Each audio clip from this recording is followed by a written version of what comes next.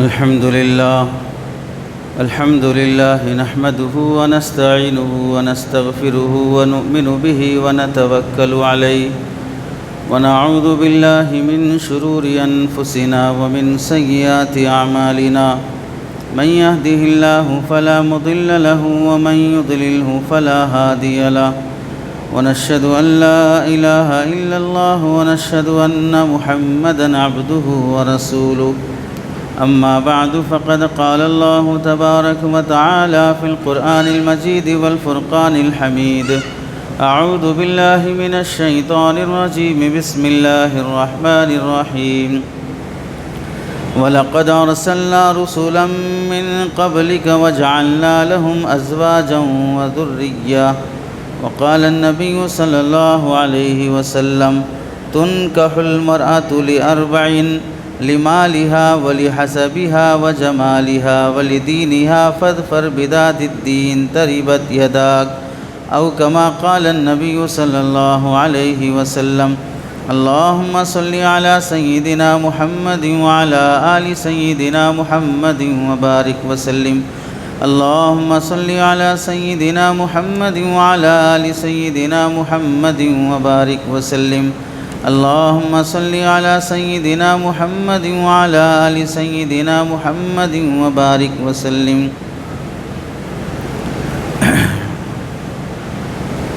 میرے محترم عزیزوں، بزرگوں اور دوستوں، قرآن مجید کی آیت اور حدیث پاک کی روشنی میں آپ حضرات کے سامنے جس عنوان پر کچھ باتیں عرض کرنی ہیں وہ گزشتہ جمعہ سے مربوط اور جڑا ہوا عنوان ہی ہے۔ گزشتہ جمعہ یہ بات آئی تھی کہ اسلام میں نکاح کی کس قدر اہمیت ہے، اور یہ بات ہم اچھی طرح سمجھ سکتے ہیں بحیثیت انسان۔ جس انسان کو بھی اللہ تعالیٰ نے مرد بنایا ہے اسے عورت کی خواہش ہوتی ہے، عورت بنایا ہے تو اسے مرد کی خواہش ہوتی ہے، اور ایک دوسرے کی خواہش کا ہونا یہ فطرت کے خلاف اور حیا کے خلاف نہیں ہے۔ اللہ تعالیٰ باحیا ہیں، حیا کو پسند کرتے ہیں۔ وہ انسانوں میں ایسا میلان رکھیں کہ مرد عورت کو پسند کرے، عورت مرد کو پسند کرے اور پھر اسے حیا کے خلاف قرار دیں، اللہ تعالیٰ ایسا نہیں کرتے ہیں۔ تو معلوم یہ ہوا کہ مرد عورت کا ایک دوسرے کی خواہش کرنا یہ فطرت کے مطابق ہے، حیا کے خلاف نہیں ہے۔ اب یہ میلان حضرت شاہ ولی اللہ رحمۃ اللہ علیہ کے بقول آپ نے لکھا ہے، اللہ کی مخلوقات بعض وہ ہیں جن کے اللہ نے جوڑا ہی نہیں بنایا۔ مٹی کے بعض کیڑے مکوڑے وہ ہیں جو مٹی سے پیدا ہوتے ہیں اور مٹی میں ہی فنا ہو جاتے ہیں، ان میں میل اور فیمیل نہیں ہوتے ہیں، وہ اللہ تعالیٰ اپنی قدرت سے بناتے ہیں، ان میں ایک دوسرے کی طرف میلان کی بات ہی نہیں پائی جاتی ہے۔ بعض وہ ہیں جس میں اللہ تعالیٰ نے ایسی مخلوق بنایا جس میں وہ ہمیشہ رہتے ہیں، قیامت کے قریب ختم ہوں گے، لیکن ان میں بھی اللہ نے میلان نہیں رکھا۔ جیسے فرشتے اللہ کی مخلوق ہیں، ان میں مذکر اور مؤنث ہونا، میل فیمیل ہونا اور ایک دوسرے کی طرف میلان ہونا یہ بھی اللہ نے نہیں رکھا ہے۔ اور انسان اللہ کی وہ مخلوق ہے جسے اللہ نے انسان سے ہی انسان کو پیدا کیا۔ ویران دنیا کو ایک انسان حضرت آدم علیہ السلام کے ذریعے سے آباد کر دیا، اور پھر اللہ تعالیٰ نے انہی انسانوں میں سے ایک دوسرے کی طرف میلان رکھا۔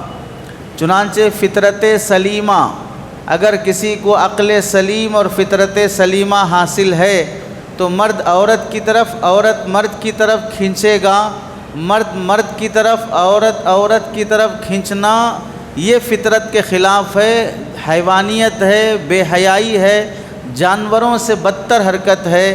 جانوروں میں بھی اللہ نے ایسی فطرت نہیں رکھی کہ کوئی جانور میل میل کی طرف مائل ہونے لگے، فیمیل فیمیل کی طرف مائل ہونے لگے۔ جانوروں میں بھی اللہ تعالیٰ نے یہ گھٹیا حرکت نہیں رکھی ہے۔ تو انسانوں میں یہ میلان کا پایا جانا اللہ تعالیٰ نے ہر جاندار کے اندر رکھا ہے۔ درندے ہو، چرندے ہو، پرندے ہو، انسان ہو، جنات ہو، کوئی اور مخلوق ہو، سب کے اندر یہ اللہ نے میلان رکھا ہے۔ اب اس میلان کو پورا کرنے کا تقاضا کیسے ہو؟ دو ہی طریقے ہیں، ایک طریقہ جائز ہے، دوسرا طریقہ ناجائز ہے۔ ناجائز طریقہ یہ ہے کہ ہر مرد کو آزادی دے دو، ہر عورت کو آزادی دے دو کہ وہ جب چاہے، جس سے چاہے، جیسے چاہے ریلیشن قائم کرنا ہو، اس کی اجازت ہے۔ تو پھر ماں، بیٹی، بہن، دادی، نانی، خالہ، پھوپھی، کوئی رشتے باقی نہیں رہیں گے۔ انسان کو جب جیسے خیال آیا وہ ایک دوسرے کی طرف مائل ہوتا رہے گا، تو معاشرے میں بڑا چھوٹا، عزت والا اور اس کا احترام، یہ سب چیزیں ختم ہو جائیں گی۔ یورپین کلچر سے یہی بات عام کرنے کی کوشش کی جا رہی ہے، عورت کو آزادی دی جائے، مرد کو آزادی دی جائے، اور اس کا مطلب یہ ہے کہ وہ شوہر کے ساتھ جو ریلیشن ہونا چاہیے وہ بھائی کے ساتھ، باپ کے ساتھ، بیٹے کے ساتھ، ایرے غیرے کے ساتھ، جس کے ساتھ رکھنا چاہے رکھے، اور اسے آزادی نام دیا جا رہا ہے۔ اور اس نعرے کا غلط اثر ہمارے بعض مسلم ممالک کی عورتوں کے دماغ پر بھی پڑا، اور ایسی بد دماغ بن گئی وہ عورتیں، اور وہ کہنے لگیں کہ عورت تمہارے گھر کی بیٹی، بہو یا بیوی جو بھی ہے، وہ اگر کسی غیر سے تعلق رکھ لیتی ہے تو تم یہ کہتے ہو کہ ہماری عزت کا سوال ہے کہ ہماری بیٹی غیر کے ساتھ کیسے تعلق رکھے گی۔ تو ایسی بے شرم عورتوں نے اس کا جواب دیا کہ ہماری شرمگاہ جہاں سے ہم پیشاب کرتے ہیں وہ تمہاری عزت کیسے بن گئی، تمہاری گھر کی عزت کیسے بن گئی کہ ہم کسی کے ساتھ رات گزار لیں تو تمہاری عزت چلی جائے گی۔ تو مطلب یہ ہوا کہ ہماری شرمگاہوں کے پاس تمہاری عزت چھپی ہوئی ہے۔ یہ طعنہ ان عورتوں نے دیا۔ ایسی عورتوں کو بعض عقل مندوں نے یہ جواب دیا ہے، ہم یہ درخواست ان عورتوں سے کرتے ہیں جو اپنی شرمگاہ کو اپنی سمجھتے ہیں، پبلک ٹوائلٹ نہیں سمجھتی ہیں۔ اپنی سمجھتی ہیں تو پھر اپنی حفاظت کرو، پبلک ٹوائلٹ بنا دیتی ہے تو پھر ان سے ہمارا خطاب نہیں ہے، وہ جس سے چاہے آزادی کے ساتھ تعلق رکھ سکتی ہیں۔ اسلام نے اس ناجائز طریقے کو، بلکہ ہر مذہب میں زنا اور ناجائز طریقے سے سنبندھ رکھنے کو جرم قرار دیا ہے، بالخصوص اسلام میں اس کی بڑی سخت وعید آئی ہے۔ دوسرا طریقہ ہے کہ جائز طریقے سے مرد عورت ایک دوسرے سے اپنی خواہش پوری کریں، شریعت میں اسے نکاح کہتے ہیں، اور نکاح کی فضیلت اور اہمیت کس قدر ہے، گزشتہ جمعہ اس سلسلے میں آپ حضرات کے سامنے بات آئی۔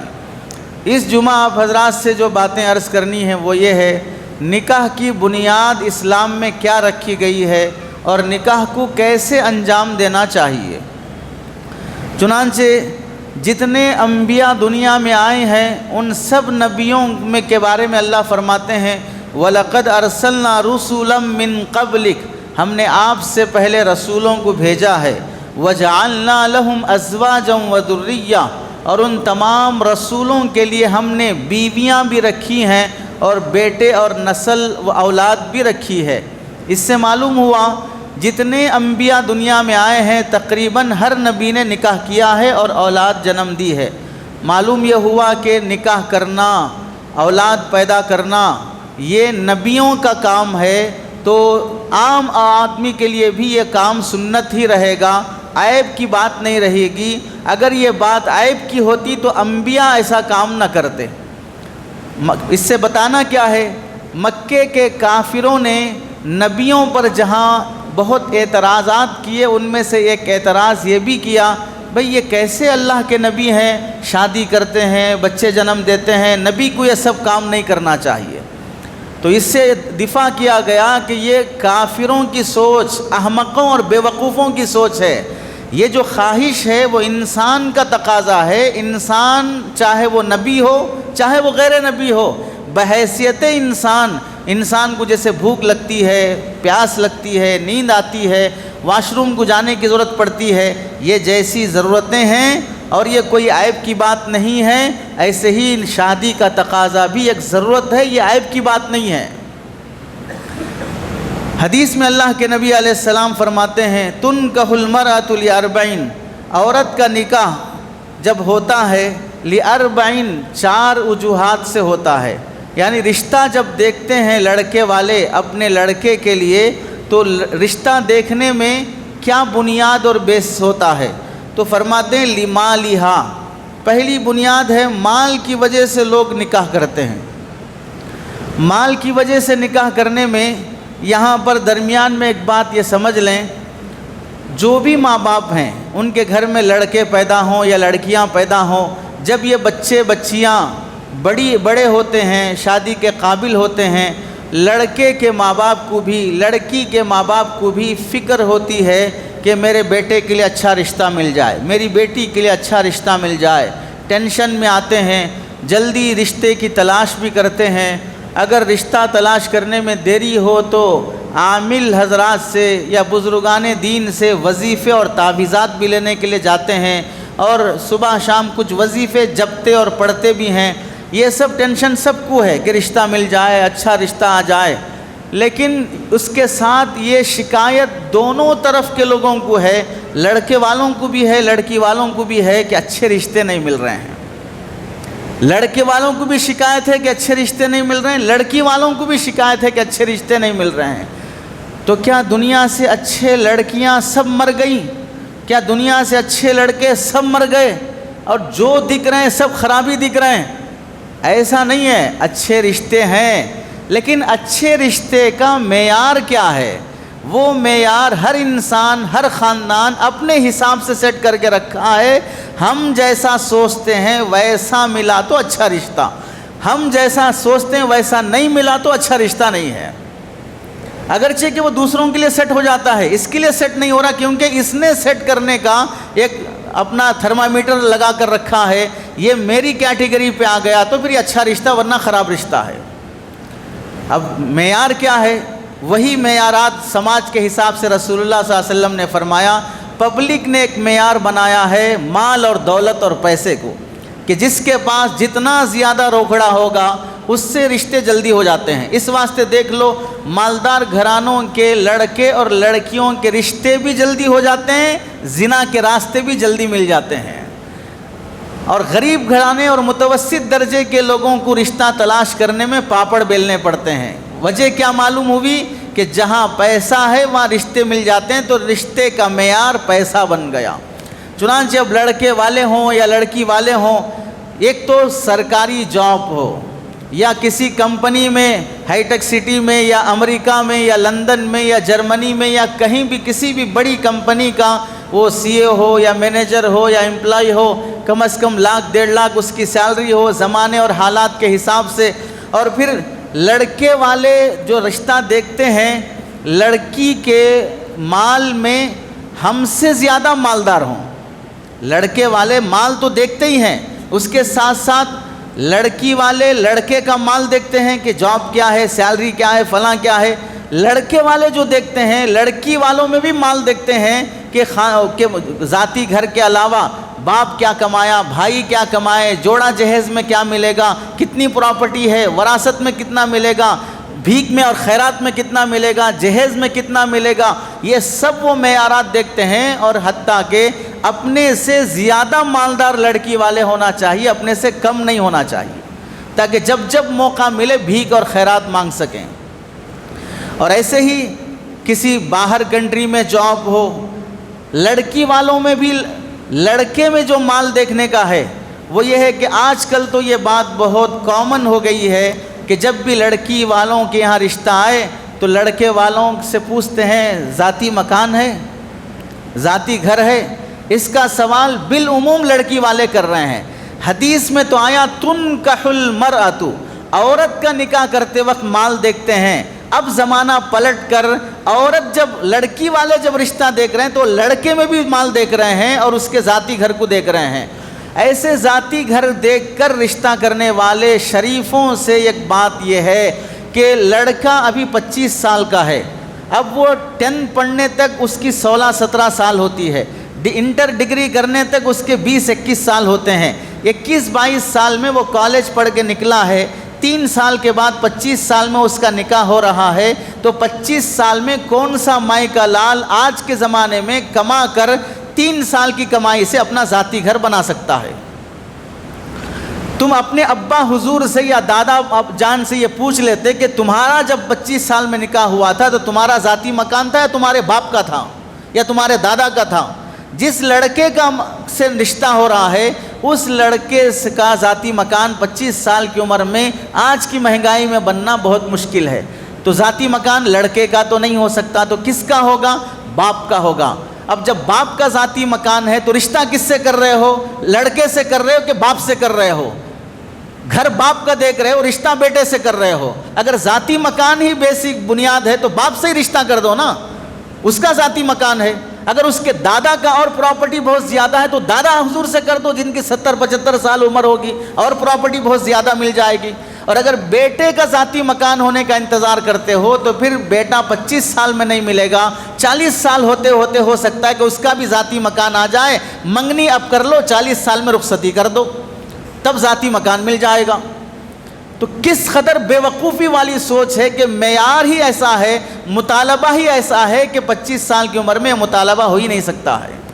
تو آپ علیہ السلام نے فرمایا مالداری کی بنیاد پر نکاح کیا جاتا ہے، بھاری سیلری ہو، ڈگری ہو، پروفیشن کیا ہے وہ دیکھا جائے، ان سب کی بنیاد پر نکاح کیا جاتا ہے۔ اور یہاں یاد رکھ لیں جہاں نکاح کی یہ بنیاد ہو وہاں رسول اللہ صلی اللہ علیہ وسلم نے ایک حدیث میں فرمایا مال کی بنیاد پر جب نکاح کیا جاتا ہے تو شادی کے بعد اللہ ایسے خاندان میں غریبی اور فقیری لا دیتے ہیں، وہ مال ختم ہو جاتا ہے، قرضوں اور بیماریوں کے حوالے ہو جاتا ہے۔ وَلِحَسَبِهَا، اور دوسرا سماج میں جو نکاح کی بنیاد ہے خاندان کو دیکھنا، خاندان کی بنیاد پر، جیسے سید گھرانے کے لوگ سید گھرانے میں ہی کریں گے، دوسرے گھرانے میں کرنے تیار نہیں ہوں گے، یہ بھی ان کی غلط فہمی ہے۔ اس واسطے کہ عجمیوں کے بارے میں فقہا نے یہ لکھ دیا ہے ان الاعاجم قد ضیعوا انسابہم، فقہ کی عبارت ہے کہ عجمیوں نے اپنا نسب ضائع کر دیا ہے، تمہارے پاس حضرت آدم تک یا رسول اللہ تک پہنچنے کا کوئی شجرہ نسب موجود نہیں ہے، تو پھر اپنے ہی خاندان میں کرنے کے چکر میں بیٹیوں کی عمر ڈھلتی جائے پھر بھی خاندان کے باہر جانے تیار نہیں، یہ بے وقوفی اور حماقت ہے۔ اور کہیں ایسا ہے کہ دوسرے گھرانے کے لوگ شیخ برادری سے ہے، انصاری ہے، عثمانی ہے، فاروقی ہے اور کوئی اور پٹھان ہے، یہ لوگ سید گھرانے سے رشتہ کرنے کے لیے تیار نہیں ہوتے۔ وجہ یہ ہے کہ سید گھرانے کے لوگ بڑے اونچے درجے کے لوگ ہوتے ہیں، ہم ان سے رشتہ کریں گے تو انبن ہوگی، سیٹ نہیں ہو سکے گا، یہ بھی حماقت اور بے وقوفی ہے۔ خاندانوں کی بنیاد پر تفریق کر لینا یہ عجمیوں کے لیے، ہم جیسے ہندوستانی پاکستانی کے لیے کوئی زیبا نہیں دیتا ہے۔ اور تیسرے بعض لوگ جو خاندان کی بنیاد پر نکاح کرتے ہیں وہ ہے کہ اونچے گھرانے کے لوگ کا مطلب باپ دادا کے خاندان سے ان کے گھرانے میں پالیٹکس چلتے آیا ہے، اونچے گھرانے کے لوگ ہیں، دادا بھی ایم ایل اے تھے، بابا بھی ایم ایل اے تھے، فلاں بھی وہ تھے، کارپوریٹر تھے، یہ لیڈر تھے، ایسے خاندانوں میں رشتے کرنا، یا ایسے خاندانوں میں رشتے کرنا جہاں پر ایک زمانے سے وہ لوگ معزز اور بزرگ شمار ہوتے ہوں، آج کے زمانے کے لحاظ سے روڈی شمار ہوتے ہوں یا وہ گنڈے شمار ہوتے ہیں، ان کے کوئی منہ نہیں لگتا، اگر ہماری بچی وہاں جائے گی تو سیف رہے گی۔ ہر ایک اپنے اپنے حساب سے خاندان متعین کر رکھا ہے، اس سے نیچے اترنا نہیں چاہتا ہے، چاہے بیٹے اور بیٹے کی عمر 30 سال ہوتی جائے، 28 سال ہو جائے، 32 سال ہو جائے۔ ہوتے ہوتے ایک محترم نے اپنی بیٹی کا نکاح ملٹری کا جو لیڈر ہوتا ہے بڑا، اس سے کرنا چاہا تو نتیجہ یہ ہوا کہ رشتہ ویسا نہیں مل سکا۔ آخر میں جب بیٹی کی عمر ڈھلنے لگی تو کانسٹیبل سے اپنی بیٹی کا نکاح کرانا پڑا، بڑے کی تلاش میں جو ملنا تھا وہ بھی نہیں مل سکا۔ جیسے حیدرآبادی سوچ ہوتی ہے کھائے تو بریانی کھائیں گے نہیں تو بھوکے رہیں گے، ویسے ہی اگر رشتہ کریں گے تو بھاری گھرانے میں کریں گے نہیں تو ایسے ہی کنوارے مرے رہیں گے۔ تو خاندان کی بنیاد پر نکاح کرنا یہ بھی غلط ہے شرعاً۔ تیسرا ہے وَلِجَمَالِهَا، حسن اور خوبصورتی کی بنیاد پر نکاح کرنا۔ اس کا تو حال یہ ہے جتنے شادی شدہ ہیں ان کا بھی حال یہ ہے کہ اگر کبھی یوٹیوب پر کسی ہیروئن اور فلم ایکٹرز کا اس کا کوئی ڈائلاگ یا کوئی سین یا کوئی شارٹ کلپ آ جائے تو دل میں ایک اندر سے تمنا رہتی ہے کاش اس سے میرا نکاح ہو جاتا، کاش اس سے میری شادی ہو جاتی۔ کتنے لوگوں نے یہ تمنا نہیں کی ہوگی وہ تو اللہ بہتر جانتے ہیں، اور اپنی صورت آئینے میں دیکھ لیتے کہ میں اس کے قابل ہوں کیا. لیکن تمنا ہر ایک کے دل میں جاگتی ہے کہ کاش میرے لیے بھی ایک تمنا ہوتی. تو حسن کی بنیاد پر نکاح کرنا. آپ دیکھ لیجئے، جب ہمارے ملک کے ایک مفتی صاحب، مفتی انس خان، کیا نام، پورا نام یاد نہیں ہے، تو ان کا جب نکاح ہوا تو کتنے عام لوگوں نے، کتنے حفاظ نے، کتنے علماء نے اور کتنے لوگوں نے تمنا نے کہ کاش میری بھی کوئی ایسی سیٹنگ ہو جاتی. حسن کی بنیاد پر نکاح کرنا. لڑکی چاہے پڑھی لکھی ہو، چاہے وہ تعلیم یافتہ ہو، با اخلاق ہو، دیندار گھرانے کی ہو، لیکن گوری چمڑی کی بنیاد پر، ناک کھڑی سیدھی لمبی ہو. ارے ناک جیسی لمبی ہوگی زبان بھی ویسے ہی لمبی ہوگی، جینا دشوار ہو جائے گا، رات سکون سے گزرے گی، دن جہنم بن جائے گا. حسن اور خوبصورتی کی بنیاد پر جہاں حسن آتا ہے وہاں نخرے ضرور آتے ہیں. جہاں حسن آتا ہے وہاں نخرے ضرور آتے ہیں. اس لیے لامحالہ وہ لڑکیاں نہ شوہر کی مانتی ہیں، نہ ساس سسر کی مانتی ہیں، نہ ماں باپ کی سنتی ہیں. کئی گھرانوں میں خوبصورت عورت لڑکیوں کے رشتے خلا طلاق ہو چکے ہیں. وجہ کوئی اور نہیں ہے، اپنی ضد اور ہٹ درمی اور انا ہے، جہاں بات نہیں مانی جانا. اور چوتھی چیز ہے ولی دین، یہاں خاندان کی بنیاد پر نکاح کرنا اور دین کی بنیاد پر نکاح کرنا. دین کی بنیاد پر نکاح کرنے میں یاد رکھیں، جہاں لڑکی کی دینداری دیکھنا ضروری ہے وہاں لڑکے کی دینداری بھی دیکھنا ضروری ہے. لڑکے کی دینداری میں یہ بنیاد نہیں ہے کہ لڑکا تبلیغی ہے، لڑکا کسی خانقاہ سے جڑا ہے، لڑکا کسی مولانا سے جڑا ہے، لڑکا حافظ عالم ہے. یاد رکھو یہ سب ڈگریاں ہیں. دینداری الگ چیز ہے. دینداری وہ پرکھنے سے معلوم ہوتی ہے. اور جو لوگ سمجھتے ہیں کہ ہم داڑھی دیکھ کر دے دیے، ہم تبلیغی دیکھ کر دے دیے، ہم خانقاہ میں فلاں سے بیعت ہوا ہے دیکھ کر دے دیے، سب غلط فہمی کا شکار ہیں. دینداری پرکھنے سے معلوم ہوتی ہے، بڑوں کے اعتماد سے معلوم ہوتی ہے، حلال حرام کی تمیز سے معلوم ہوتی ہے. یہ تو اب ہیرو بھی فلموں میں داڑھی رکھنا شروع کر دیے ہیں. غنڈوں اور ولن کو تو پہلے ہی داڑھی رکھائی جا رہی ہے. یہ ظاہری علامتیں دینداری پرکھنے سے معلوم ہوتی ہے. اب دینداری میں جانبین سے دینداری ضروری ہے. لڑکا کلین شیو ہے، جوا کھیلتا ہے، نشہ کرتا ہے، گٹکا شراب تمباکو ہے، لڑکے کا باپ آ کے کیا بولتا ہے؟ کچھ بھی نہیں مول صاحب، لڑکی دیندار ہونا. اور تمہارا بیٹا فرعون بنا ہوا ہے، وہ جلاد اور قارون بنا ہوا ہے. اور بہو کی جو تلاش ہے وہ تو دیندار لڑکی ہو، نمازی. ارے اپنی نسل کو، اپنے ڈی این اے کو دیندار اور نمازی نہیں بنا سکا اور اس کے لیے تلاش ہے کسی دیندار خاتون کی. اب جب ایسے حولے قسم کے لڑکوں کو بیویاں جب ملیں گی تو وہ ظالم ہی بنیں گے. ان کو کیا قدر دینداری کی، جب پی کے آئے گا اور جوا اور شراب کے نشے میں آئے گا تو دیندار لڑکی کیا حافظہ عالمہ سے بھی کرا دیا جائے تو بھی وہ تمیز میں نہیں آئے گا. اور کیا بولتے ہیں لوگ کہ ہم تو نہیں سدھار سکے اپنے بیٹے کو، اگر دیندار لڑکی مل جائے تو امید ہے کہ وہ سدھار دے گی. آج تک بیویاں شوہر کو سدھاری ہیں، اور سدھاری میں تو اس کا پرسنٹیج کتنا ہے، اور شوہر سدھرے ہیں. ارے جس کو اس کی ماں نہیں سدھار سکی، اس کا باپ نہیں سدھار سکا، بڑا بھائی نہیں سدھار سکا، بڑی بہنیں نہیں سدھار سکی، خاندان نہیں سدھار سکا، چچا نہیں سدھار سکا، وہ آنے والی دلہن اس کو سدھار دے گی. تو کیا وہ آنے والی دلہن عبد القادر جیلانی کی بیٹی کوئی شیخ مربیہ ہے، خلیفہ ہے کسی کی کہ وہ آتے ہی بیعت کر کے شوہر کے اپنے ہاتھ میں بیعت کر کے اس کی اصلاح و تربیت شروع کر دے؟ کیسی بے وقوفی والی سوچ ہے. دیندار گھرانہ تلاش کرنا ہے تو خود اپنی اولاد کو بھی دیندار بناؤ، ورنہ کتنی دیندار بیٹیاں وہ ہیں جو ایسے ظالموں کے ہاتھ چڑھ کر مظلوم بن کر زندگی گزار رہی ہیں. تو جانبین سے دینداری ہونا. اور بعض گھرانے کے لوگ وہ ہیں جو دینداری کو معیوب سمجھتے ہیں. کئی ڈسٹرکوں کے حال ایسے ہیں جہاں پر حافظ صاحب، عالم صاحب، داڑھی والے صاحب کو رشتہ دینے کے لیے لوگ تیار نہیں ہوتے. ان کے نزدیک دینداری کوئی بنیاد ہی نہیں نکاح کرنے کے، صرف مال بنیاد ہے، بس ختم. صرف ان کے پاس پراپرٹی اور جائیداد بنیاد ہے. اس لیے کئی حفاظ اور علماء کے اور دینداروں کے نکاح نہیں ہوتے ہیں اپنے اپنے ڈسٹرکوں میں. وجہ دینے والوں نے اپنا رشتے کا معیار مال کو بنایا ہے. تیسرا، دینداری میں بھی بعض لوگوں نے تفریق کر رکھا ہے. ہماری جماعت کا ہے کہ ان کی جماعت کا ہے، ادھر کا ہے کہ ادھر کا ہے. اب یہ بھی تفریق کر رکھا ہے دیندار، لیکن وقت یہاں سے لگا ہے کہ وہاں سے لگا ہے، یہ بھی دیکھا جائے گا. اس تنظیم سے جڑا ہے کہ اس تنظیم سے جڑا ہے، اس مسلک سے جڑا ہے کہ اس مسلک سے جڑا ہے. یہ بھی تفریق ہوتے ہوتے عمر گزرتی جاتی ہے لیکن رشتے نہیں آتے ہیں. اور آپ سمجھ لیجئے کہ کیا دینداری ہے. اور ولی دین، یہاں دین میں یہ بنیادی بات ہے. آپ علیہ السلام نے فرمایا فظفر بذات الدین، جہاں بھی رشتہ دیکھو وہ دینداری کی بنیاد پر دیکھو تو اللہ تمہیں کامیاب کریں گے، بخاری کی روایت ہے۔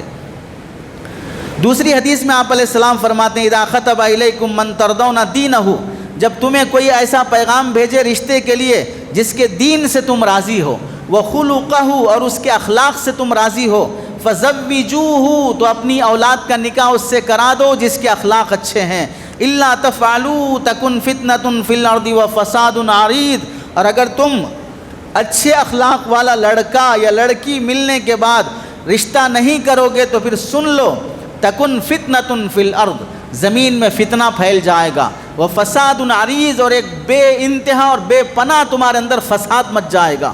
چنانچہ آپ دیکھ لیں جہاں اپنے اپنے معیارات کی بنیاد پر رشتے نہیں ملتے ہیں، عمر ڈھلتی جاتی ہے تو ان گھرانوں میں زنا عام ہوتے جاتا ہے، ان کی اولاد پاک دامن نہیں رہ سکتی، دوستوں کا ماحول، لڑکیوں کا ماحول، کالج کا ماحول انہیں نشہ، گانجا، شراب اور بدکاری کی طرف دعوت دیتا ہے، اور یہ ساری برائیاں پائی جاتی ہیں۔ بعض مرتبہ آدمی خود لذتی کے مرض میں مبتلا ہو جاتا ہے، خود سے اپنی شہوت پوری کرتا ہے تنہائی میں اور کمزور ہوتے جاتا ہے۔ وجہ کیا ہے؟ نہ باپ اس کا رشتہ جلدی کرنے تیار ہے، نہ وہ حرام کی طرف قدم بڑھا سکتا، تو خود لذتی کے مرض میں مبتلا ہو جاتا ہے۔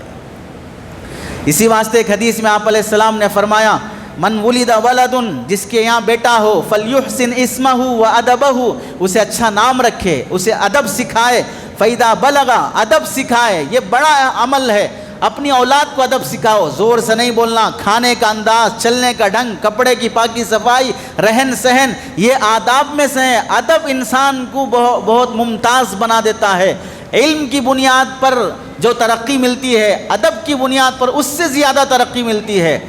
ادب کرنے والا انسان مخلوق کی نزدیک بھی محبوب ہوتا ہے، خالق کے نزدیک بھی محبوب ہوتا ہے۔ فَإِذَا بَلَغَ فَلْيُزَوِّجُوا، لڑکے جب شادی کی عمر کو پہنچ جائیں تو ان کا نکاح کر دو۔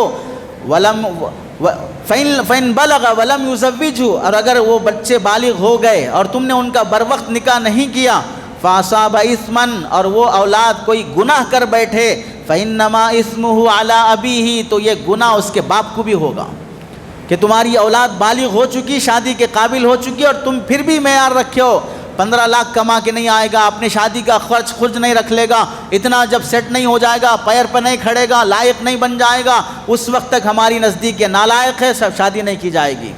یہ معیارات میں جس سے گناہ میں مبتلا کر دیے جاتے ہیں۔ اسی واسطے آپ دیکھو رسول اللہ صلی اللہ علیہ وسلم نے اپنی بیٹی فاطمہ کے لیے رضی اللہ تعالیٰ عنہ، کیا مالدار رشتے نہیں تھے مدینہ منورہ میں؟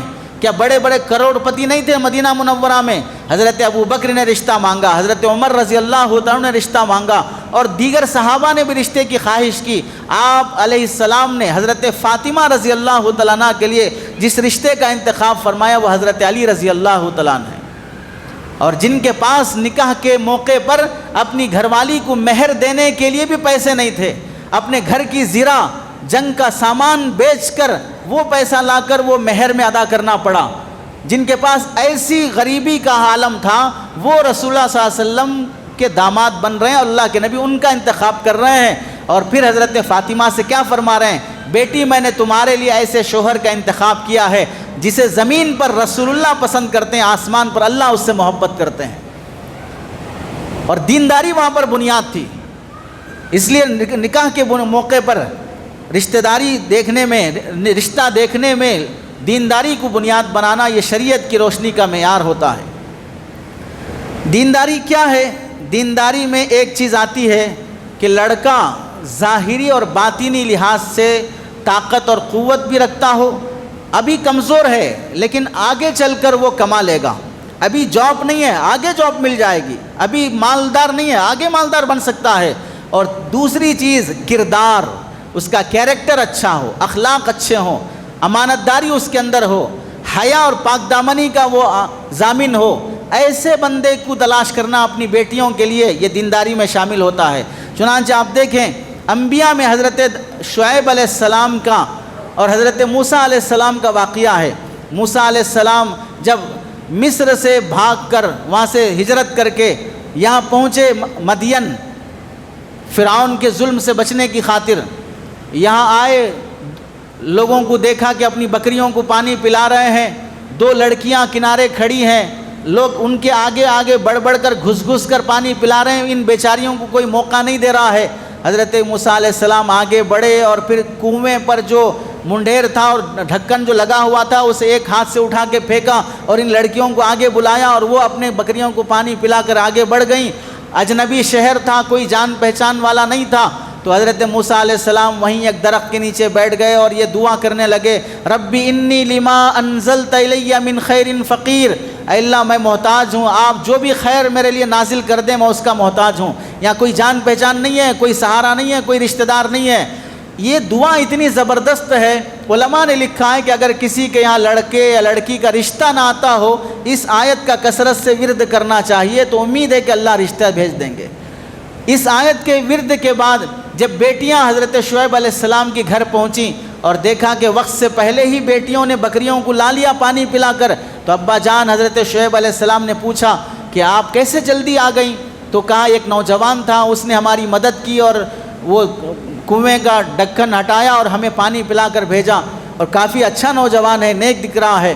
تو حضرت شعیب علیہ السلام نے فرمایا کہ اس نوجوان کو بلا لاؤ، اس نے جو ہمارے ساتھ بھلائی کی ہم اس کے بھلائی کے احسان کا بدلہ دینا چاہتے ہیں۔ تو یہ حضرت شعیب علیہ السلام کی دو بیٹیاں تھیں، ایک کا نام صفورہ تھا اور ایک کا نام شرقہ تھا۔ ان میں سے کوئی ایک بیٹی آئی اور کہنے لگی کہ فجاءت احداہما تمشی علی استحیاء، بڑی حیا کے ساتھ اور بڑے ہی پردے کے ساتھ آئی، ان ابی یدعوک لیجزیک اجر ما سقیت لنا، ہمارے والد آپ کو بلا رہے ہیں، آپ نے جو ہمیں ہماری بکریوں کو پانی پلایا ہے اس کا بدلہ دینا چاہتے ہیں۔ تو جب آئیں تو حضرت شعیب موسیٰ علیہ السلام ساتھ چلنے لگے، وہ آگے آگے چل رہی ہیں، حضرت موسیٰ علیہ السلام پیچھے ہیں۔ ہوا کی وجہ سے اس لڑکی کے کپڑے ادھر ادھر ہوتے ہیں، پیروں پہ نظر پڑتی ہے، پنڈلیوں پہ نظر پڑتی ہے۔ موسیٰ علیہ السلام نے فرمایا کہ تم پیچھے آ جاؤ، میں آگے رہتا ہوں۔ تو اس نے کہا تو میں پیچھے آ گئی تو تمہاری رہبری کیسے کروں گی، راستہ گھر کدھر ہے؟ تو موسیٰ علیہ السلام نے فرمایا کہ جہاں مڑنا ہو وہاں پر ایک کنکر پھینک دو، دائیں پھینکو گی تو ادھر مڑ جاؤں گا، بائیں پھینکے گی تو ادھر مڑ جاؤں گا، لیکن میری نظر تمہارے جسم پر نہ پڑے۔ یہ موسیٰ علیہ السلام اب آپ کی حفاظت، یہ ہے کردار اور کیریکٹر، کسی غیر محرم عورت پر نظر نہ پڑے۔ جب وہ گھر پہنچی حضرت شعیب علیہ السلام سے بات ہوئی، فلما جاء وقص علیہ القصص، حضرت موسیٰ علیہ السلام نے پورا واقعہ سنایا کہ فرعون کے یہاں کیا ہوا تھا۔ تو شعیب علیہ السلام نے فرمایا نجوت من القوم الظالمین، ظالم قوم سے تم بچ گئے ہو، اب ڈرنے کی بات نہیں ہے۔ پھر اس کے بعد ایک بیٹی نے حضرت شعیب علیہ السلام سے فرمایا ابا جان ان کو کام پر رکھ لیں، یا ابت استاجرہ، انہیں کوئی کام دے دیں، ان خیر من استاجرت القوی الامین، آپ جسے کام پر رکھ رہے ہیں اس کے اندر طاقت بھی ہے، وہ دیکھا تھا کنویں کا پورا ڈھکن ایک ہاتھ سے پھینک دیا تھا، اور امانت دار بھی ہے۔ امانت دار کیسے کہا؟ راستے میں انہوں نے نگاہ کی جو حفاظت کی تھی، اپنے کیریکٹر کو دکھایا تھا۔ تو بیٹی نے باپ سے کہا کہ انہیں کام پر رکھ لیں۔ حضرت شعیب علیہ السلام کے یہاں بیٹے نہیں تھے، دو ہی بیٹیاں تھیں۔ تو حضرت شعیب علیہ السلام کی بیٹی نے جب یہ درخواست کی تو شعیب علیہ السلام اپنے پاس رکھنے کا کیا طریقہ ہے، اب اجنبی آدمی کو گھر میں کیسے رکھیں گے؟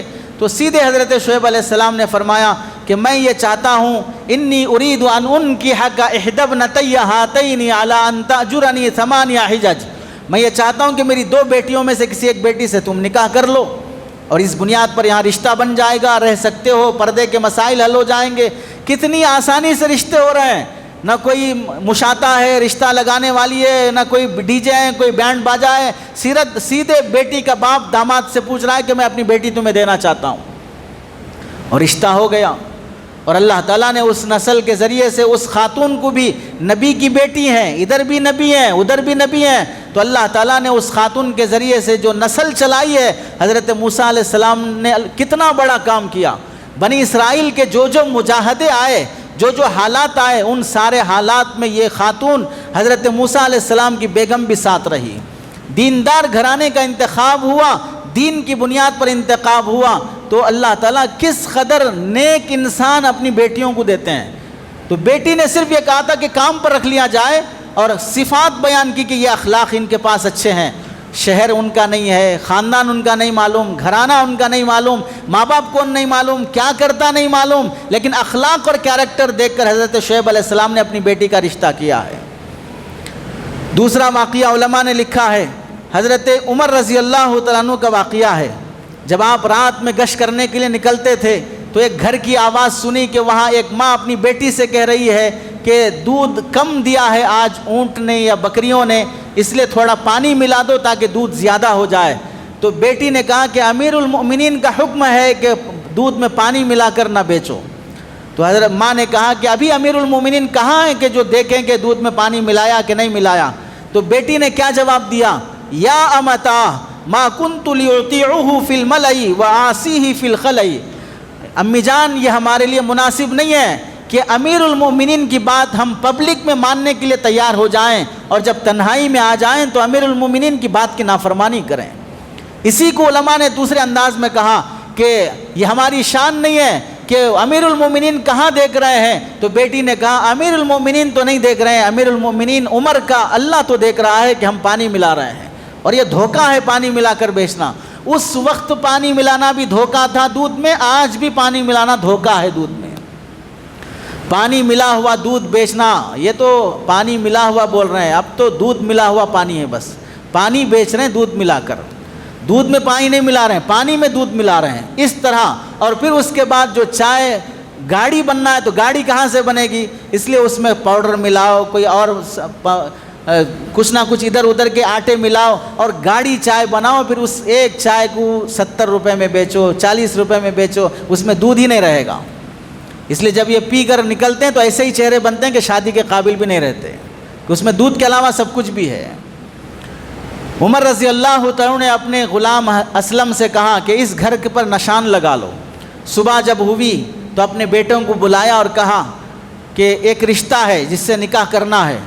تو بیٹے ایک عبداللہ تھے، ایک کا نام عبد الرحمن تھا، تیسرے کا نام عاصم تھا۔ تو دو بیٹوں نے کہا کہ ابا جان ہمارے پہلے سے بیویاں موجود ہیں، اب اور مزید نکاح کی گنجائش نہیں ہے۔ تو حضرت عمر رضی اللہ عنہ نے کیا فرمایا، اگر تمہارے باپ میں یہ طاقت ہوتی کہ اب اس عمر میں نکاح کر سکتا تو میں اس بیٹی سے نکاح کر لیتا۔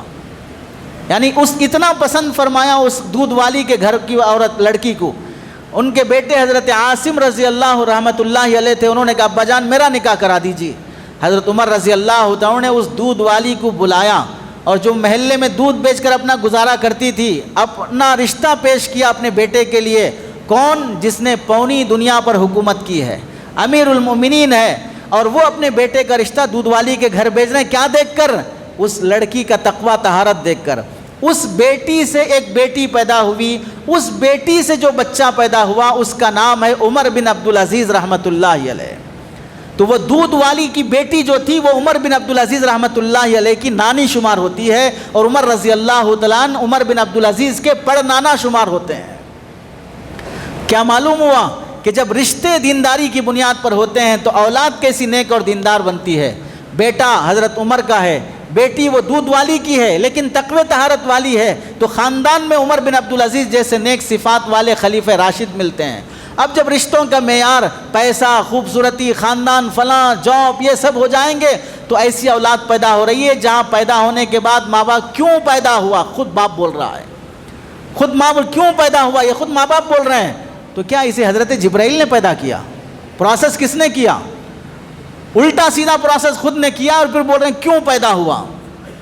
اپنی حرکتوں کا نتیجہ خود بھگتنا پڑ رہا ہے، اور پھر کسی بابا کے پاس، کسی عامل کے پاس کوئی تعویذ ہو تو دے دیں، بچہ شریر ہوتے جا رہا ہے، بچہ بدماش ہو رہا ہے، فلاں ہو رہا ہے۔ یہ بدماشی تو تم نے شادی کے موقع پہ کی تھی جس کا نتیجہ یہ دکھ رہا ہے۔ رشتہ تلاش کرنے کے موقع پہ جو بدماشی کی تھی وہ بدماشی کا نتیجہ یہ رزلٹ نکل رہا ہے۔ تو شادی کی بنیاد دینداری ہونی چاہیے۔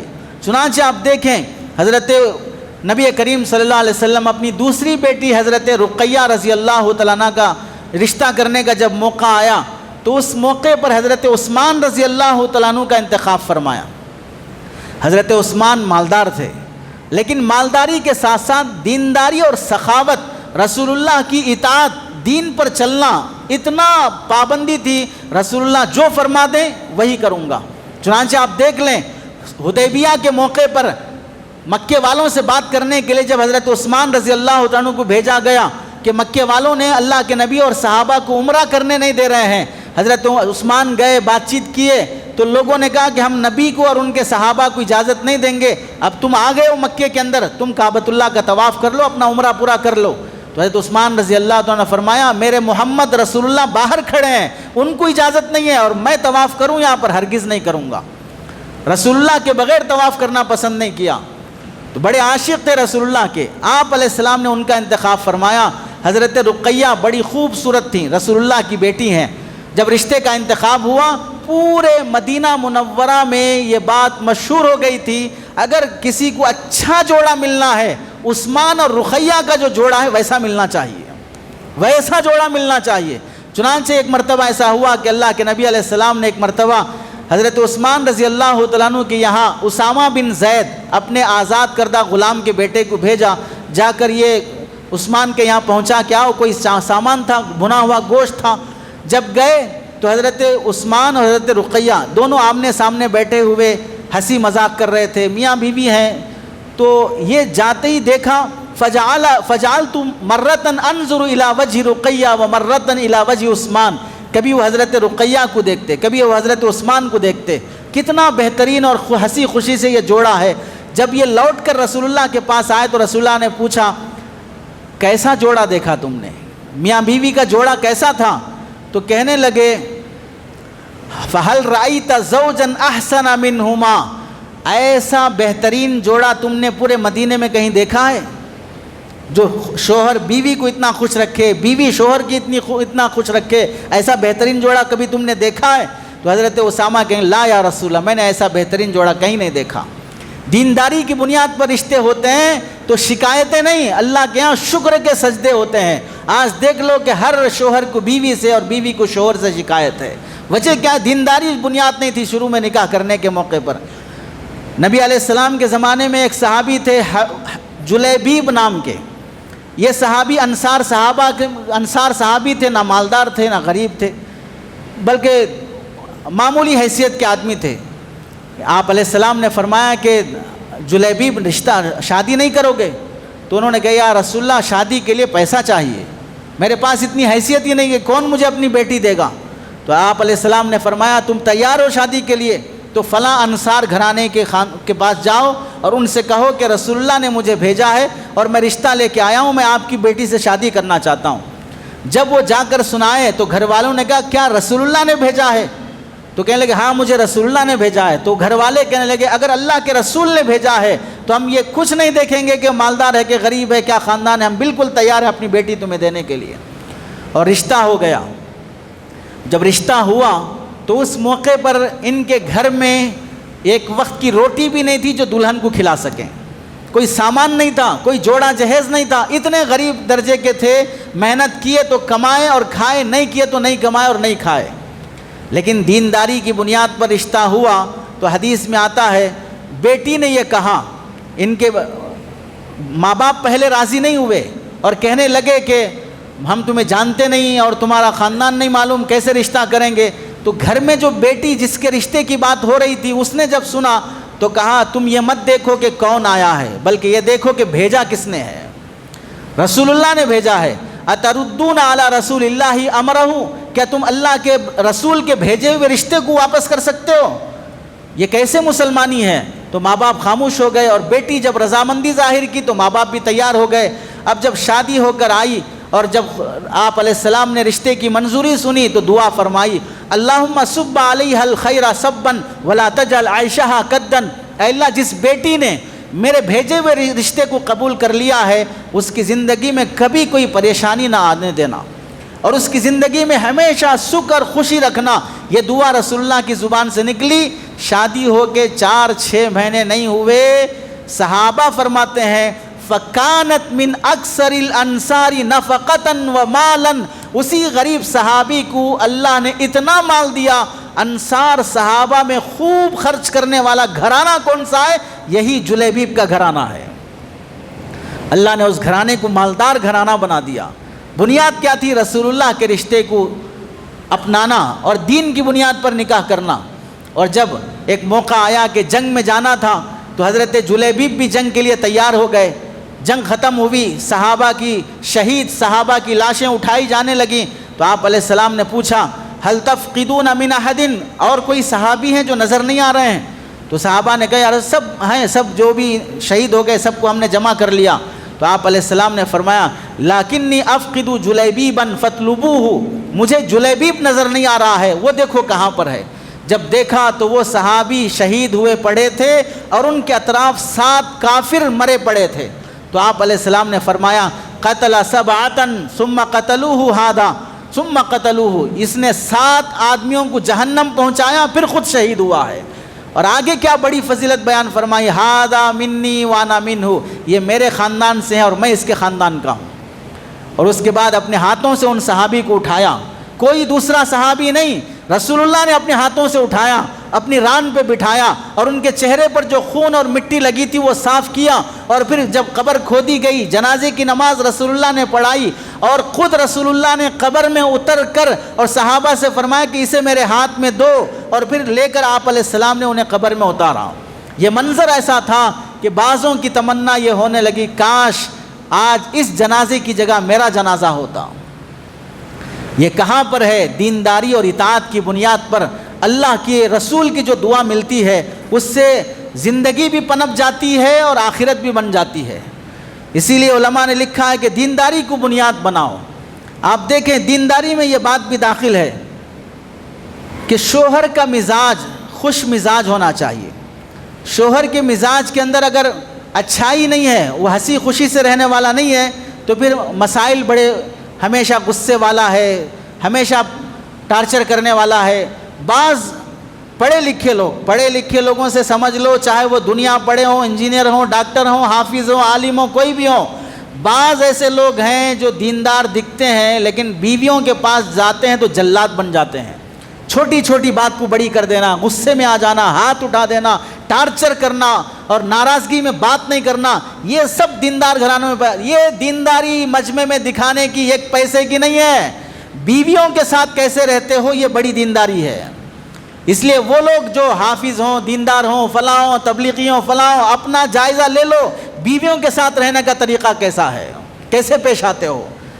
حضرت ابان بن سعید بن عاص بن امیہ رضی اللہ تعالیٰ عنہ یہ شہید ہو گئے، ان کا انتقال ہو گیا۔ تو ان کی بیوی تھی ام ابان بن عتبہ بن ربیعہ۔ جب یہ بیوہ ہو گئیں، عدت گزر گئی، تو ان کے رشتے کی خاطر حضرت عمر رضی اللہ تعالیٰ عنہ نے رشتہ بھیجا کہ تمہارے شوہر کا انتقال ہو گیا، شہید ہو گئے، تم بیوہ ہو گئی، میں تم سے رشتہ کرنا چاہتا ہوں۔ تو وہ خاتون نے کہا کہ نہیں، میں تم سے رشتہ نہیں کروں گی۔ حضرت عمر اس وقت امیر المؤمنین تھے، بادشاہ اور خلیفہ تھے، لیکن وہ خاتون حضرت عمر کا رشتہ ٹھکرا رہی ہے۔ تو سہیلیوں نے پوچھا کہ بھئی کس وجہ سے تم ان کا رشتہ ٹھکرا رہی ہو، کیوں حضرت عمر سے نکاح کرنا نہیں چاہتی؟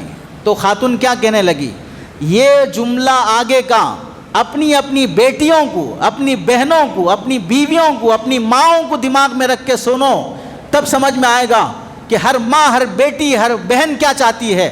وہ خاتون کہنے لگی کہ حضرت عمر غصے والے آدمی ہیں، ہمیشہ موڈ ایسا رہتا ہے، چہرہ بنا کے رہتے ہیں، کبھی غصے میں آیا تو دروازہ بند کر دیتے، اندر رکھ دیتے، اس واسطے ان کے ساتھ میرا مزاج سیٹ نہیں ہوتا۔ تو آپ بتائیں اگر ایسا مزاج جناب رسول اللہ کے خسر حضرت عمر رضی اللہ تعالیٰ عنہ کا بھی مزاج ہو تو عورتیں وہ مزاج پسند نہیں کرتی ہیں۔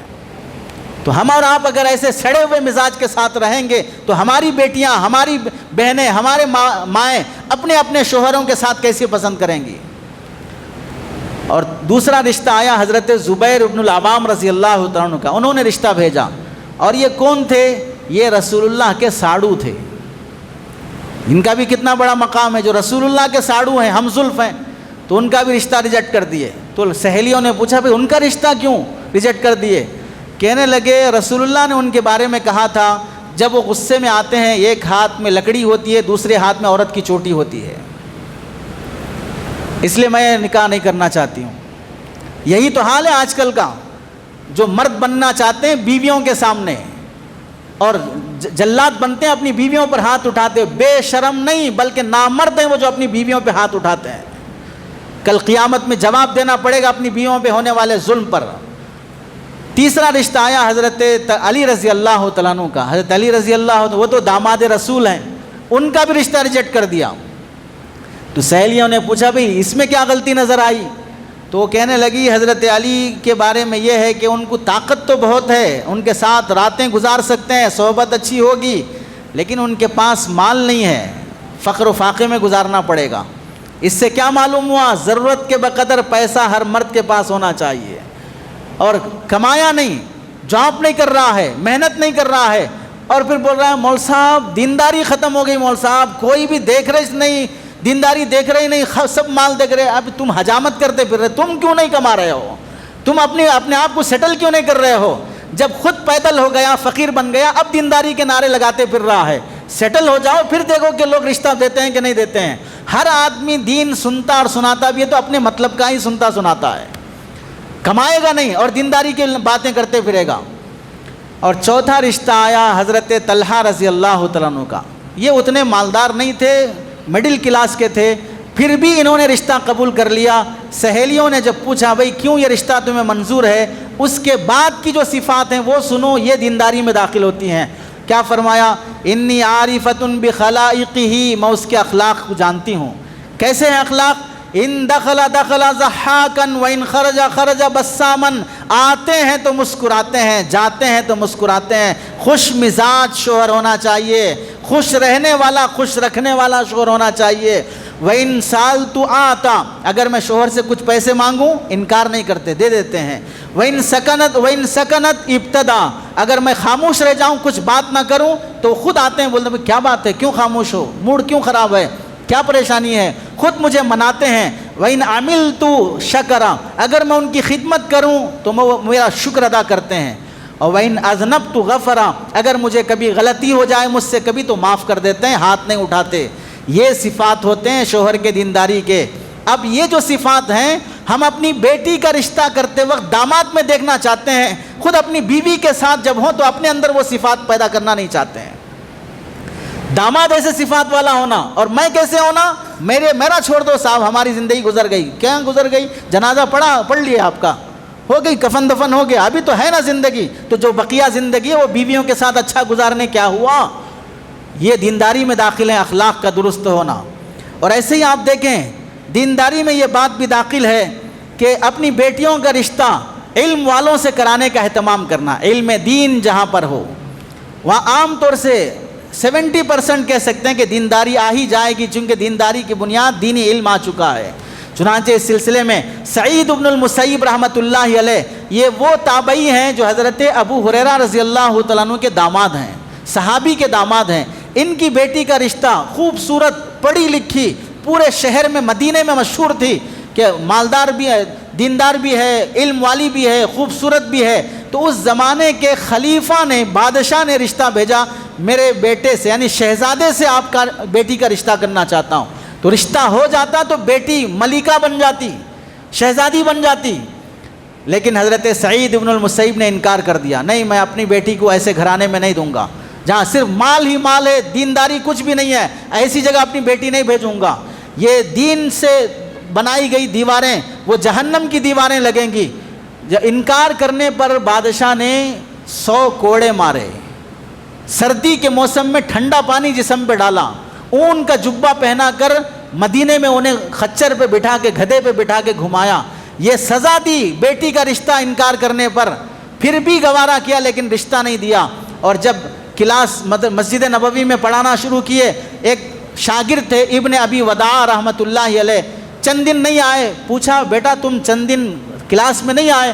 کہنے لگے میری بیوی کا انتقال ہو گیا تھا, کفن دفن میں مصروف تھا, غم کی کیفیت تھی, اس واسطے نہیں آ سکا. تو دوسرا سوال, نکاح کر لیا دوسرا؟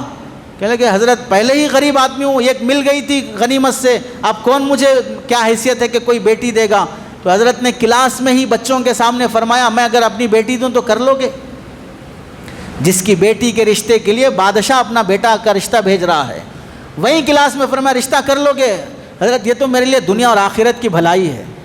وہیں کلاس میں خطبہ پڑھا, بیٹی کا نکاح کرا دیا, کلاس ختم ہوئی اور سب چلے گئے. یہ بھی خوشی خوشی اپنے گھر پہنچے اور گھر کی چھت پہ کھڑے ہو کے اعلان کیا, سنو میرا رشتہ سعید بن المسیب کی بیٹی سے ہو گیا ہے. سارے محلے کے لوگ پریشان، اتنے بڑے آدمی کی بیٹی اس کے گھر کیسے آئے گی؟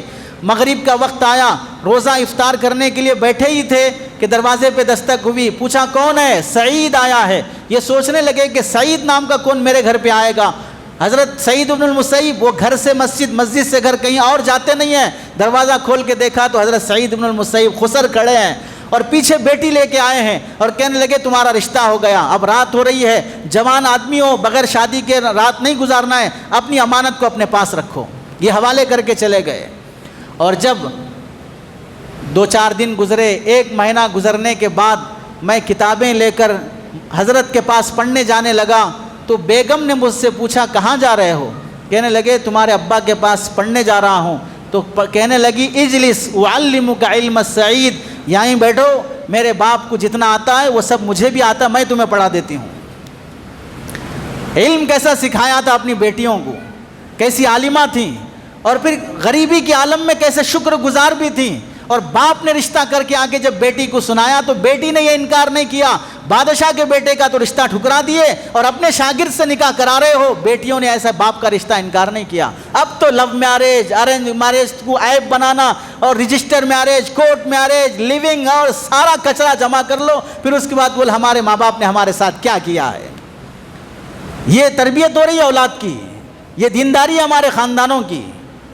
دینداری اس میں یہ بھی داخل ہے کہ اپنی اولاد کو، اپنی بیٹیوں کو بھی دینی تعلیم دینا۔ اس سلسلے میں دیکھیں علماء نے لکھا ہے، ہندوستان میں ایک خاتون گزری ہیں جس کی شرط یہ تھی کہ میں اسی بندے سے نکاح کروں گی جو پکا حافظ ہو۔ تو لوگ اس کے پاس آتے تھے اور قرآن کا امتحان دیتے تھے دلہن کے پاس، چونکہ اس کی شرط یہ کہ حافظ صاحب پکے حافظ ہونا، اور جہاں جہاں سے پوچھتی بیچارے کہیں نہ کہیں اٹک جاتے، جواب نہیں دیتی، اور وہ عام طور سے پوچھتی تھی مشکل اور متشابہات والے صفات، جیسے 4 پارے میں یوصیکم اللہ ہے، 5ویں پارے میں وما کان للمؤمن والا صفحہ ہے، وہ پوچھتی تھی۔ اب چونکہ یوصیکم اللہ کا جو صفحہ ہے یہ حافظ صاحب اور علماء جانتے ہیں، اس میں متشابہات ایسے ہیں، کان لکم ولد ان لم یکن لہن ولد ان لم یکن لکم ولد فإن لم یکن لکم ولد فإن کان لہن ولد فإن کان لکم ولد فلأم الثلث فلأم السدس یوصی بہا یوصینا بہا توصونا بہا یوصا بہا۔ ایسے متشابہات ہیں کہ بندہ عام طور سے کنفیوز ہو جاتا ہے۔ تو ایک حافظ صاحب نے پکا عزم کیا کہ بھئی میں پکا بن کے ہی جاؤں گا، اور گئے، امتحان دیے، پاس ہو گئے اور رشتہ ہو گیا۔ تو آپ اندازہ کرو کہ پہلے زمانے میں رشتوں کی بنیاد قرآن کا حافظ ہونا، بہترین حافظ ہونا، اور پہلے زمانے میں رشتے کی بنیاد ایسے پرنٹ کا زمانہ نہیں تھا، تو لڑکی کے ماں باپ اپنی بیٹی سے کہتے تھے بیٹی اب تم بالغ ہونے کو ہو، اپنے قلم اپنے پیپر لو، اپنا قرآن لکھنا شروع کرو۔ 13-14 سال کی عمر سے بیٹیاں اپنا قرآن خود لکھتی، اور شادی کے موقع پر دلہن کو جو قرآن دے کر بھیجا جاتا ہے وہ قرآن خود دلہن کے ہاتھوں کا لکھا ہوا ہوتا تھا۔ ایسی دینداری ہوتی تھی۔ شادی کے بعد بھی لڑکیاں اپنے شوہر کی دینی تعلیم کی خاطر، حضرت شاہ ابرار الحق صاحب ہردوئی رحمۃ اللہ علیہ نے لکھا کہ حضرت ہردوئی کے ایک دوست تھے، عالم تھے، مدرسے میں پڑھاتے تھے، اپنے بیٹے کو گھر میں پڑھایا، عمر ہو گئی تو شادی کر دیا۔ شادی کے بعد بیٹا پڑھنے میں لائٹ لینے لگا تو باپ کو فکر ہوئی کہ میرا بیٹا عالم نہیں بن سکتا، تو بیٹے کو بلا کے کہا کہ بیٹا تم یا تو دیوبند جاؤ یا تو سہارنپور جاؤ، وہاں عالم بن کے آؤ۔ تو بیٹے کو ہیبت ہوئی کہ میں جاؤں گا تو بیگم کو چھوڑ کے جاؤں گا اور پھر واپس 3-4 سال کے بعد یا سال کے بعد آؤں گا۔ تو اس نے بیگم کو بلا کے کہا کہ میرے آنے کا انتظار کرنے کی مشقت کے بجائے میں تمہیں 1 طلاق رجعی دیتا ہوں، چاہے تم کسی اور سے نکاح کرنا ہو کر لو، میں پورا عالم بن کر ہی واپس لوٹ کے آؤں گا۔ تو بیگم نے کہا آپ 1 طلاق رجعی نہ دیں، میں آپ کے عالم بن کے آنے تک کا انتظار کروں گی۔ تو کیسی دیندار گھرانے کی لڑکیاں تھیں۔ حضرت امام مالک رحمۃ اللہ علیہ کے پاس ایک بندہ آیا پڑھنے کے لیے، پڑھتے پڑھتے پڑھتے وہ 17 سال نہیں 20 سال امام مالک کے پاس رہا، اتنا بڑا عالم بنا کہ امام مالک کے بعد امام مالک رحمۃ اللہ علیہ کے مسلک کی کتاب المدونۃ الکبریٰ خود اسی شاگرد نے لکھا۔ 20 سال ان کے پاس رہا، ان کا جانشین بنا۔ مالکی علماء بھی انہی کو امام مالک کا جانشین مانتے ہیں۔ 17 سال گزرنے کے بعد ایک نوجوان آیا اور کہنے لگا آپ میں سے عبد الرحمن نام کوئی بندہ ہے؟ تو لوگوں نے کہا یہ بندہ ہے۔ تو تو وہ نوجوان آیا، سلام کیا، مصافحہ کیا، گلے لگا اور چومنے لگا، بوسہ دینے لگا۔ انہوں نے تعجب سے پوچھا بیٹا کون ہو؟ کہنے لگے میں آپ کا بیٹا ہوں۔ تو ان کی آنکھوں سے آنسو نکل گئے، کیسے تم میرے بیٹے ہو؟ کہنے لگے جب آپ شادی کر کے گھر سے نکلے تھے تو ہوا یہ تھا، یہ جو عبد الرحمن تھے، امام مالک کی کتاب موطا مالک غائبانہ پڑھے تھے، شوق ہوا کہ ڈائریکٹ امام مالک سے پڑھوں، تو شادی ہو چکی تھی، پریشان بے چین رہتے تھے۔ بیگم نے پوچھا کیا پریشانی ہے؟ کہنے لگے میں امام مالک سے پڑھنے کے لیے جانا چاہتا ہوں لیکن تمہیں چھوڑ کے نہیں جا سکتا، اس لیے پریشان ہوں۔ تو بیگم نے کہا کہ آپ جائیے، پڑھ کے آئیے، میں آپ کے آنے کا انتظار کروں گی۔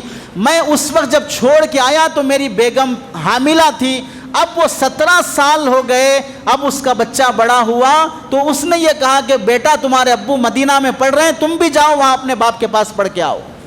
17 سال سے وہ اپنا انتظار کر رہی ہے اور میں یہاں پڑھنے میں مصروف ہوں۔ تو آپ دیکھو دینداری کی بنیاد پر جب رشتے ہوتے ہیں، امام مالک کے مسلک کی حفاظت کرنے والا وہی شاگرد تھا۔ مولانا ابوالکلام آزاد رحمۃ اللہ علیہ تفسیر قرآن لکھیں 3 جلدوں میں، ان کی بیگم کا نام ہے زلیخا۔